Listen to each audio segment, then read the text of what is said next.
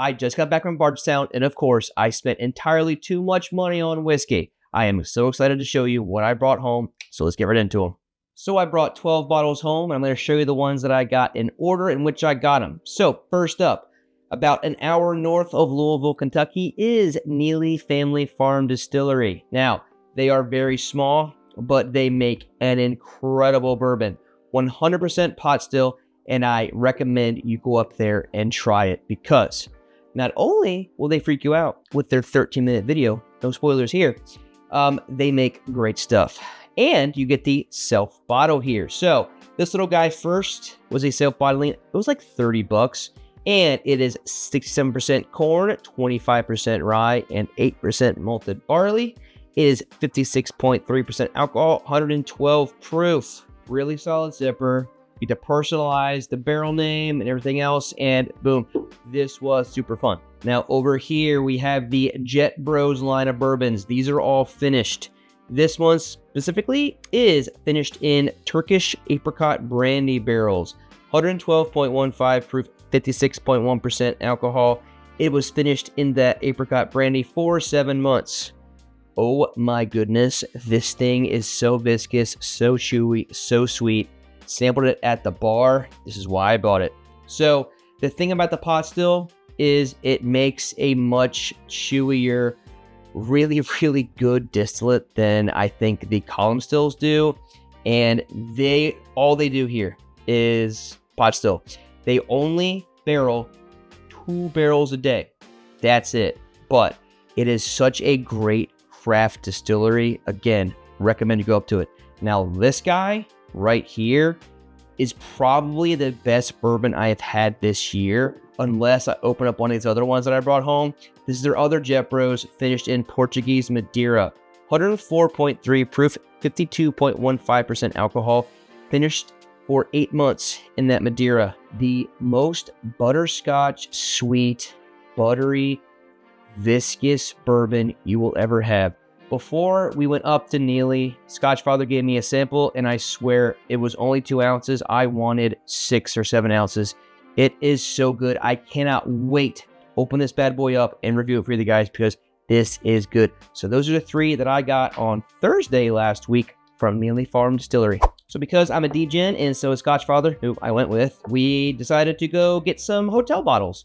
And we went to a place called Keystone Liquors. I have a shopping video of that, but I'll just put this here.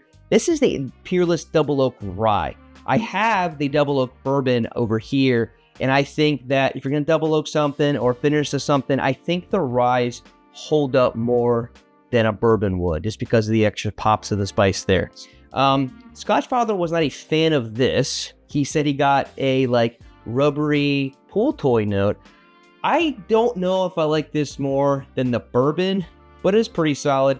It was around $120. Peerless's prices are a little high, but for a hotel bottle, very solid. This comes in at 109.8 proof, 54.9% alcohol. If you like double oak stuff and you see a Peerless Double Oak Rye, take a stab at it. I think a double oak bourbon is just a little better. I don't know, but that's what we got for a hotel bottle, and this was at Keystone Liquors. So I have an entire video coming up about Lux Row Distilleries. They were the first tour we did Friday morning at 10:15. And I gotta say, Lux Row, you guys absolutely killed that experience. So freaking awesome, so great. It was just 4 of us. It was so well done. Awesome. Stevie, if you're watching, you're probably not, but you're awesome. Anyway, this is an actual unicorn. I got this at Lux Row. And if you don't know what this is the 2024 Bardstown collection. This specific bottle was distilled by Limestone Branch Distilling, which is the sister distillery of Lux Row. This specific guy is aged for 6 years. Can't get it out of the box. It has 28% red winter rye in its mash bill. Again, 6 years old. Never to be distilled again. You won't be able to find this again. They're not going to make this again. And I'm going to say, yes, I spent too much money on it. It was $250. They weren't even supposed to sell it to us there. Stevie called and she was like, can we do this? And we're like, yeah, go ahead. So thank you, Lux Row. Thank you, Limestone Distillery.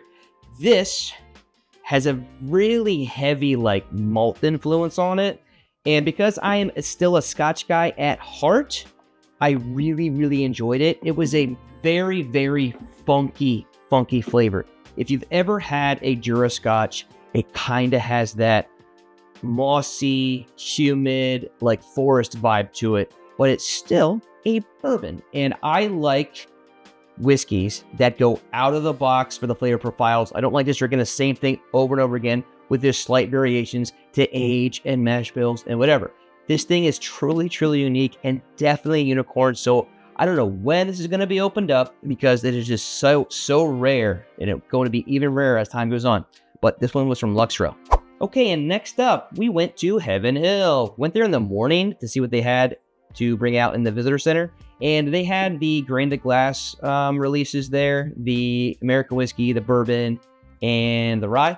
But I already have the rye, and whatever. They were for a pretty good price for $105. But these little guys, 200 milliliters barrel selects at 125 proof, they went like hotcakes. There was a group of 9 people. They were all there scrambling for it. I grabbed one. We each got one that were there, so that was pretty good. These are great. We already went through 2 of them over the weekend, and they're pretty solid, so this was good. This was $30. Definitely worth it. And then at the end of the tasting, we got to do our own fill your own bottle. Could have done the Elijah Craig, the Larceny, the Heaven Hill Select Stock, or the Bernheim. I was so close to doing the Bernheim, but these Elijah Craig Y batches are not common because you can only get it from their distillery during that tour. And this guy being 129 proof, it's more than the one I currently have. I was like, let's go for it. So the sample to this guy, man, it is really, really good. And again, you get to do all the cool personalization of your label, and when you put it in there, so you have a good little souvenir there. Definitely cool. So I cannot wait to open this up later in my life to review for you guys. Okay, so at the end of Friday night, we went shopping in Bardstown at a place called Evergreen. They have a bunch of stuff. They've got a whiskey prison, as I like to call them, a little overpriced stuff, but they've got a cool barrel select area, and I found this. Scotch Father loves these, so I was happy to find one of these. I have one of the full proofs over here, but that's only 59% alcohol. This guy, single barrel cask strength, comes in at 64.6% alcohol, 129.2 proof, and this one's called Bring the Heat. Green River is very, very good, and this bottle was only $60 at Evergreen. So I would highly recommend, if you find a single barrel Green River, definitely go ahead and grab it. It's just like the full proof, just not that of a bunch of barrels. So your mileage may vary, but it is such a great bottle for $60. And if, whiskey's not getting any cheaper. So if you can find a great bottle for under $100, under $70, definitely go for it. So this one will be cracked probably sooner than some of the other ones. Okay, so I didn't have a tour at Maker's Mark, but we had to go over there and see what they had. Maybe they'd have a cellar aged. Yeah, right. But I did find a heavy dunker. This is Maker's Mark 46 cask strength. This is French oak. This guy comes in at 110.8 proof, 55.4% alcohol. This guy was $65. So I thought that was very reasonable. There was literally a sign in this store that said they were not going to compete with local liquor stores, but still, for that, I'm going to go for it. I love me a good French oak. So I'm hoping this kind of gives a little bit of the Arctic vibe, but this one is a wheated mash bill, so going to be a little different. And I was super pumped to get the heavy dunker anyway. And Scotch Father got to dunk his own, but it wasn't a cool heavy dunker like mine, so I think I went on that one. Okay, so our last tour of the weekend was at Four Roses at their bottling facility, and they had some single barrel strengths. I grabbed both. They only ever have 2 out, at least I think so, whenever they put 2 out. This one is the OBSK mash bill at 55.3% alcohol. This was $104. And the other one is an OESV at 60.7% alcohol. Now, before we even got there, Scotch Father said, I've never seen a Four Roses cask strength over 57%. And I was like, I think they go to 120 plus. Bang, 121.4 proof. Me win. I can't wait for this one. So this one over here, the OBSK, is going to be a gift for a buddy of mine. So I'm not going to keep this. This one is for me, though. These two are both in the tasting lineup at the distillery. And again, this one was just better for me. I am kind of a proof snob, but just this mash bill just speaks better to me. So both these guys, $104. And because I live in Maryland, I never see these anyway. So I'm going to grab what's available to me while I'm out and about. I don't know when I'm going to go back to Kentucky, so I was just pumped to see these two.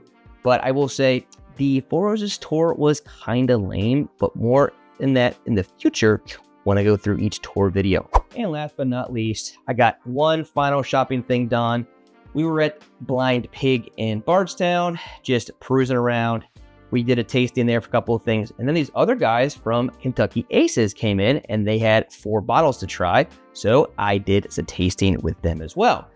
This one is a Tennessee Rye, and they always put their proof at 101 proof. Now this is a Tennessee Rye aged in oak staves, $59. This one was the best for me.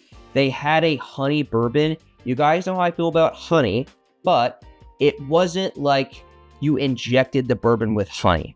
They've got a Tennessee bourbon that was just honey in a barrel and they took it out and then bang. So the honey was very, very subtle, but it gave a really nice viscous profile with a hint of sweetness on the back end of that bourbon.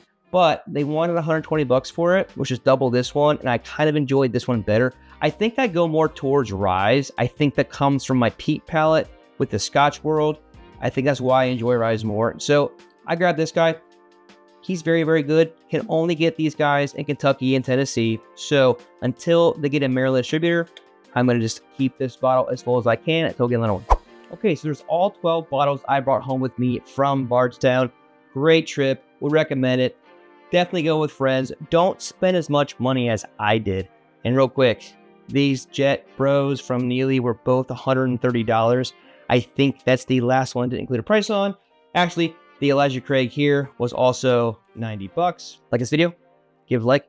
Not subscribed yet, make sure you do, because I'm going to bring a ton of Kentucky content in the next few weeks or months. I don't know, but more is coming. There's a little join button right down here. Click that if you want to. No big deal if you don't, but it supports me, helps me fund all of this stuff. But as always, you guys next time, and cheers.